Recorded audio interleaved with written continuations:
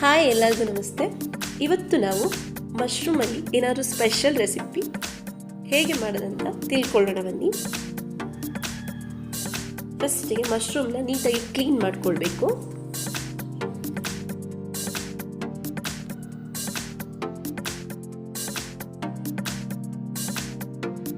ಚಿಕ್ಕದಾಗಿ ಕಟ್ ಮಾಡ್ಕೊಳ್ಳಿ. ಇದಕ್ಕೆ ಒಂದು ಆನಿಯನ್, ಇದನ್ನ ಎಣ್ಣೆಲಿ ನೀಟಾಗಿ ಬ್ರೌನಿಶ್ ಆಗಬೇಕು, ಅಲ್ಲಿವರೆಗೂ ಫ್ರೈ ಮಾಡ್ಕೊಳ್ಳಿ.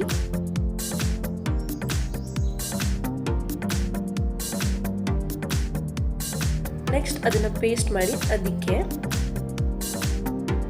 ಏನೆಲ್ಲ ಹಾಕಬೇಕಂದ್ರೆ ಪೇಸ್ಟ್ ಮಾಡುವಾಗ ಗೋಡಂಬಿ ಒಂದು 5-6, ನೆಕ್ಸ್ಟ್ ಕಾಳುಮೆಣಸು ಖಾರಕ್ಕೆ ಎಷ್ಟು ಬೇಕಷ್ಟು, ಮತ್ತು ಜೀರಿಗೆ ಸ್ವಲ್ಪ, ಮೆಣಸು, ಇದಿಷ್ಟು ಹಾಕಿ ಗ್ರೈಂಡ್ ಮಾಡ್ಕೊಳ್ಳಿ. ನೆಕ್ಸ್ಟ್ ಅದಕ್ಕೆ ಸ್ವಲ್ಪ ನೀರು ಹಾಕಿ ಚೆನ್ನಾಗಿ ನೈಸಾಗಿ ಗ್ರೈಂಡ್ ಮಾಡ್ಕೊಳ್ಳಿ. ಇದಕ್ಕೆ ಟೊಮೆಟೊ ಪೇಸ್ಟ್ ಬೇಕು. ನೆಕ್ಸ್ಟ್ ಪೇಸ್ಟ್ ಮಾಡ್ಕೊಂಡಿದ್ವಲ್ಲ ಗ್ರೈಂಡ್ ಮಾಡಿ, ಅದು ಹುಣಸೆ ನೀರು, ಸ್ವಲ್ಪ ಬೆಳ್ಳುಳ್ಳಿ, ಒಂದು ಕಾಳುಮೆಣಸು, ನೆಕ್ಸ್ಟ್ ಕೊತ್ತಂಬರಿ ಸೊಪ್ಪು, ಒಂದು ಬಾಣಲೆಯಲ್ಲಿ ಸಾಸಿವೆ, ಒಗ್ಗರಣೆಗೆ ಕರಿಬೇವಿನ ಸೊಪ್ಪು,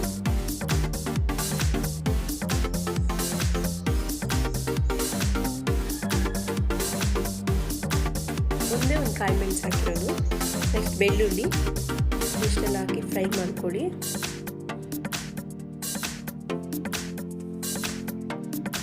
ನೆಕ್ಸ್ಟ್ ಅದಕ್ಕೆ ಮಶ್ರೂಮ್ ಹಾಕಿ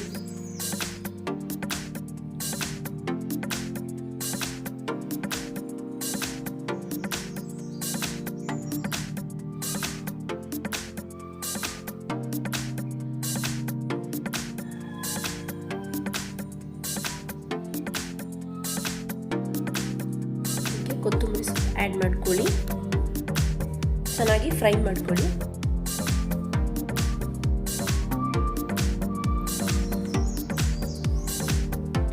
ನೆಕ್ಸ್ಟ್ ಟೊಮೆಟೊ ಸಾಸ್, ಟೊಮೆಟೊನ ಪೇಸ್ಟ್ ಮಾಡ್ಕೊಂಡಿದ್ವಲ್ಲ ಅದನ್ನು ಹಾಕಿ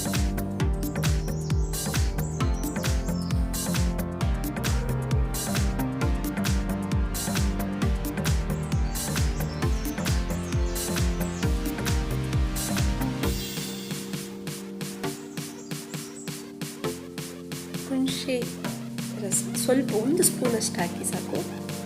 ಇಲ್ಲ ಟೊಮೆಟೊ ಹಾಕಿರೋದ್ರಿಂದ ತುಂಬ ಹುಳಿ ಆಗುತ್ತೆ ನಮಗೆ. ಸ್ವಲ್ಪ 1 ಸ್ಪೂನಷ್ಟು ಸಾಕು.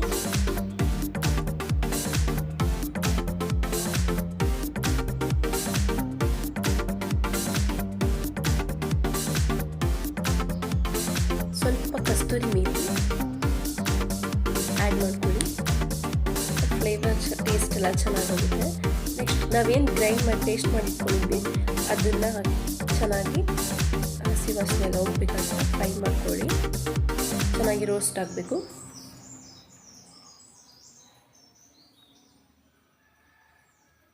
ನೆಕ್ಸ್ಟ್ ಅದಕ್ಕೆ ಅರಿಶಿನ ಆ್ಯಡ್ ಮಾಡ್ಕೊಳ್ಳಿ, ಮತ್ತು ರುಚಿಗೆ ಎಷ್ಟು ಬೇಕಷ್ಟು ಉಪ್ಪು.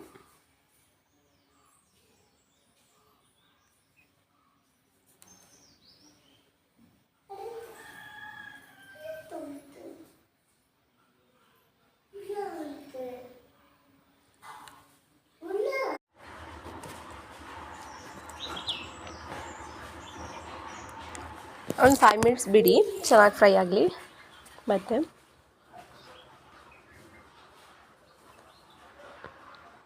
ಇದು ಚಪಾತಿಗೆಲ್ಲ ಚೆನ್ನಾಗಾಗುತ್ತೆ, ಅದಕ್ಕೋಸ್ಕರ ಗ್ರೇವಿ ಮಾಡಿದ್ದು. ನೀರು ದೋಸೆ, ಚಪಾತಿ ಎಲ್ಲದಕ್ಕೂ ಕೂಡ ಚೆನ್ನಾಗಿರುತ್ತೆ. ನೀವೊಂದ್ಸಲ ಟ್ರೈ ಮಾಡಿ, ಇದೇ ಥರ ತುಂಬ ಟೇಸ್ಟಿಯಾಗಿದೆ. ಓಕೆ, ಇದು ರೆಡಿಯಾಗಿದೆ.